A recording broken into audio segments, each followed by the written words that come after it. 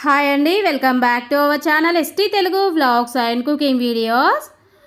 ఈరోజు మనము చపాతీలోకి వైట్ రైస్లోకి సూపర్ టేస్టీగా ఉండే పొటాటో బీన్స్ ఫ్రై ప్రిపేర్ చేసుకుందాము.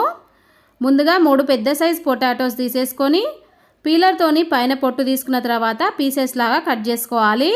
అలాగే 15 బీన్స్ తీసేసుకొని చిన్న చిన్న పీసెస్ లాగా చుంచి పక్కన పెట్టేసుకున్న తర్వాత ఇప్పుడు స్టవ్ పైన గిన్నె పెట్టేసుకొని కొన్ని వాటర్ వేసేసుకొని కొంచెం సాల్ట్ వేసేసుకొని వాటర్ మరుగుతున్నప్పుడు కట్ చేసి పెట్టుకున్న పొటాటో పీసెస్ వేసేసుకొని 50% ఉడికిపోయిన తర్వాత ఇప్పుడు కట్ చేసి పెట్టుకున్న బీన్స్ని వేసేసుకొని మొత్తం ఉడికిచ్చేసుకున్న తర్వాత స్ట్రైనర్లోకి వేసి పెట్టేసుకోవాలి. నేనైతే ముందుగానే ఉడికిచ్చేసి పెట్టేసుకున్నానండి. ఇప్పుడు ఫ్రై ప్రిపేర్ చేసుకోవడానికి పొయ్యి పైన కడాయి పెట్టేసుకొని 4 టేబుల్ స్పూన్ల ఆయిల్ వేసుకున్న తర్వాత ఇందులోకి 1/2 టేబుల్ స్పూన్ ఆవాలు, 1/2 టేబుల్ స్పూను జీలకర్ర వేసేసుకొని కట్ చేసి పెట్టుకున్న ఉల్లిపాయ అలాగే కొంచెం కరివేపాకులు వేసేసుకొని కలుపుకుంటూ ఉల్లిపాయని మంచిగా ఫ్రై చేసుకున్న తర్వాత 1 టేబుల్ స్పూను అల్లం వెల్లుల్లి పేస్ట్ వేసేసుకొని పచ్చి స్మెల్ పోయేంత వరకు వేయించేసుకోవాలి.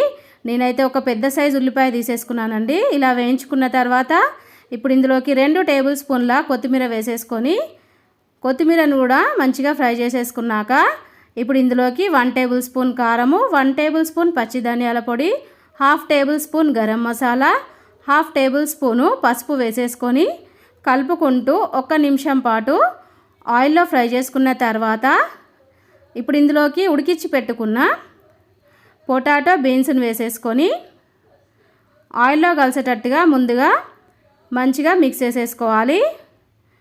మిక్స్ చేసుకున్న తర్వాత మధ్య మధ్యలో కలిపేసుకుంటూ మనము 5 నిమిషాల పాటు పొటాటోస్ని మంచిగా ఫ్రై చేసుకున్న తర్వాత ఇప్పుడు ఇందులోకి టేస్ట్కి సరిపడినంత సాల్ట్ వేసుకోవాలి. మనము పొటాటోస్ బీన్స్ ఉడికించుకునేటప్పుడు సాల్ట్ వేసుకున్నాం కాబట్టి కొంచెం సాల్ట్ తక్కువగా వేసేసుకొని మంచిగా మిక్స్ చేసేసుకొని ఇప్పుడు ఆయిల్ మొత్తం పైనకి తేలేంత వరకు ఉడికిచ్చేసుకోవాలి.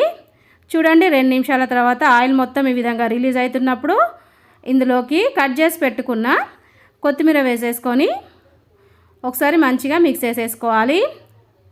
అంతేనండి, ఫైనల్లీ ఇక్కడ మనకు సూపర్ టేస్టీగా ఉండే పొటాటో బీన్స్ ఫ్రై అయితే రెడీ అయిపోయిందండి. ఇలా ప్రిపేర్ చేసుకున్న కర్రీని మనము చపాతీ కాంబినేషన్లోనైనా వైట్ రైస్ కాంబినేషన్లోనైనా తింటే సూపర్ టేస్టీగా చాలా బాగుంటుందండి.